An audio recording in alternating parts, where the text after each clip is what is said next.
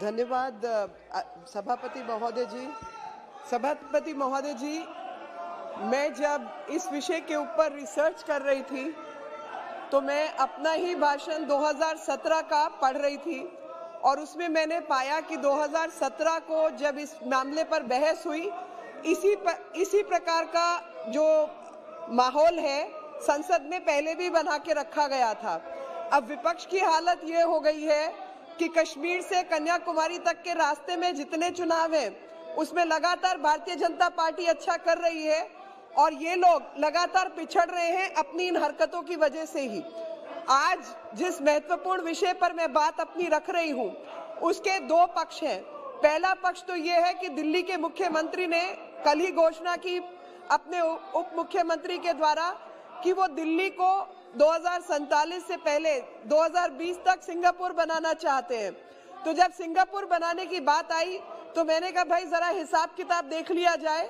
तो पता चला कि 2017-11 जब चुनाव की बारी आती है इसी तरीके की ये बात कर रहे होते हैं और कारण यही है कि जो इनके हिस्से का काम है जिसमें सर्वे करना था, मुआयना करवाना था, वो इन्होंने आज तक किया नहीं और जिसके रहते बार बार इस कानून की नियमितता को हमें बढ़ाना पड़ रहा है। 2006 से पहले इसको दिल्ली लॉज के नाम से जाना जाता था, 6 के बाद 8, 9, 11 इसको NCT of Delhi amendment law के नाम से जाना जा रहा है और 14 में जब हमारी सरकार आई तो उसमें अनियमितता को दूर करने के लिए 2002 के बाद भी जो कंस्ट्रक्शन हुई, जो कुछ दिल्ली में बना, उसको नियमित करने के लिए यह नियम लाया गया।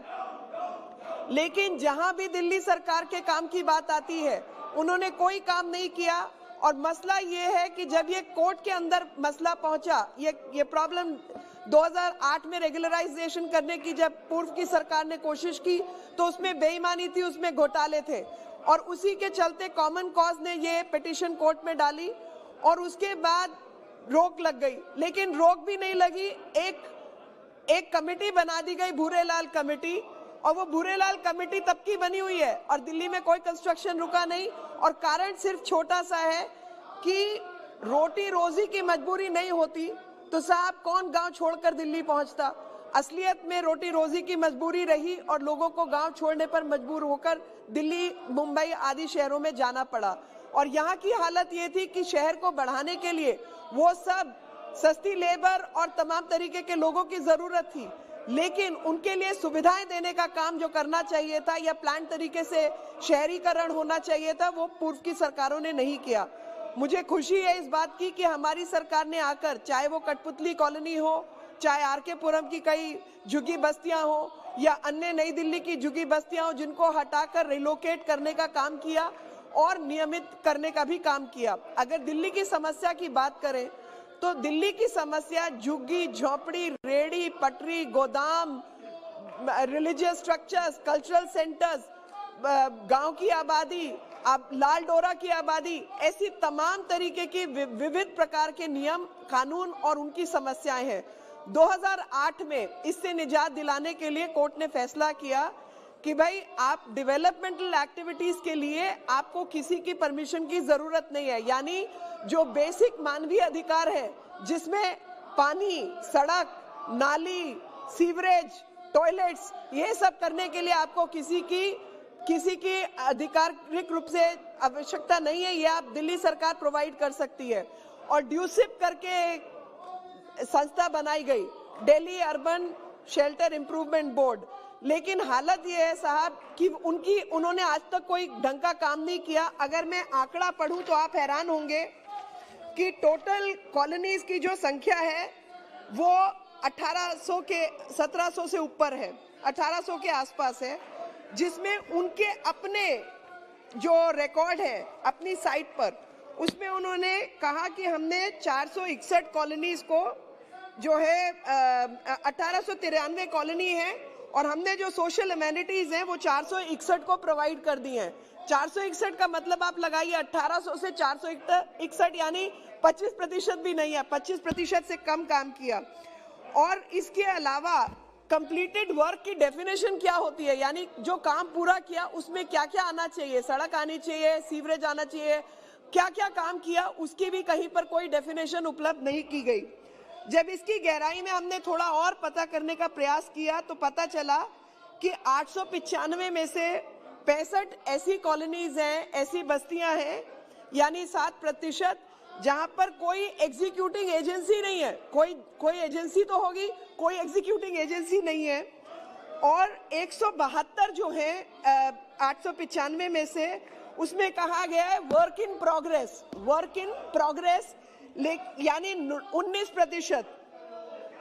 और इसके ऊपर 631 करोड़ रुपया खर्च होना था, जिसमें से 542 का हिसाब है, बाकी का कोई हिसाब भी नहीं है।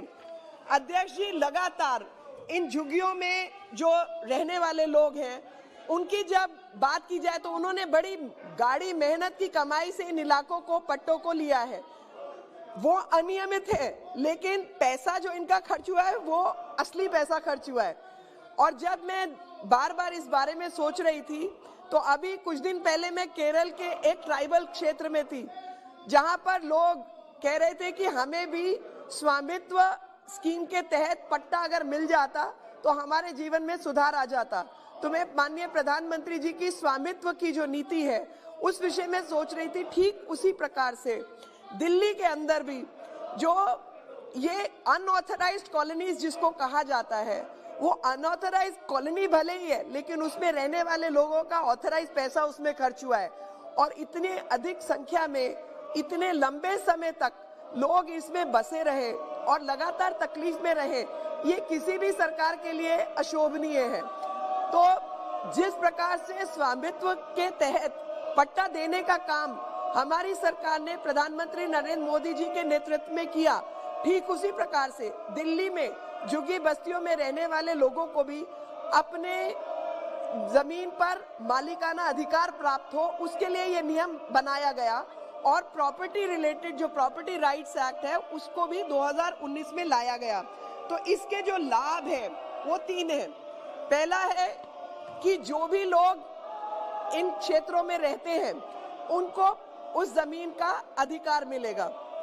दूसरा है, प्रॉपर्टी उनके नाम पे होने की वजह से बैंक आदि के अंदर नियम अनुसार उस पे लोन लेना या एक आधिकारिक रूप से उस पे काम करना वो मुनासिब होगा। तीसरी चीज कि जो सर्विसेज है, सड़क, बिजली, पानी, नालियां, ये सब आने की वजह से उनका जो ईज ऑफ लिविंग है वो बेहतर होगा। और यही कारण है कि लगातार हमारी सरकार को इस पर काम करना चाह रही है और लगातार इसमें रजिस्ट्रेशन का काम भी शुरू हो चुका है। और कई लोगों को, कई हजार लोगों को वो उसकी स्लिप भी मिल चुकी है, जो कि पहले की सरकारों ने 2008 में धोखा देकर रजिस्ट्रेशन के सर्टिफिकेट बांटे थे, लेकिन वो सरासर धोखे का काम किया था। लेकिन धोखे के काम से हटाकर असलियत में लोगों को उनका अधिकार मिले, इसके लिए काम किया जा रहा है। और इसके तहत अगर रेलोकेशन पॉसिबल होगा, चाहे मार्केट एसोसिएशंस हैं जिनके पैसे कम करके सरकार ने काम किया, सरकार की मैं प्रशंसा करना चाहती हूँ, माननीय मंत्री जी की प्रशंसा करना चाहती हूँ कि इतने लंबे इतिहास को सुलझाकर इन्होंने काम किया। आगे भी ऐसा काम होता रहे। जो 2, 4, 5 बची हुई कॉलोनीज है उन पर भी काम हो। आपने मुझे मेरी बात कहने का मौका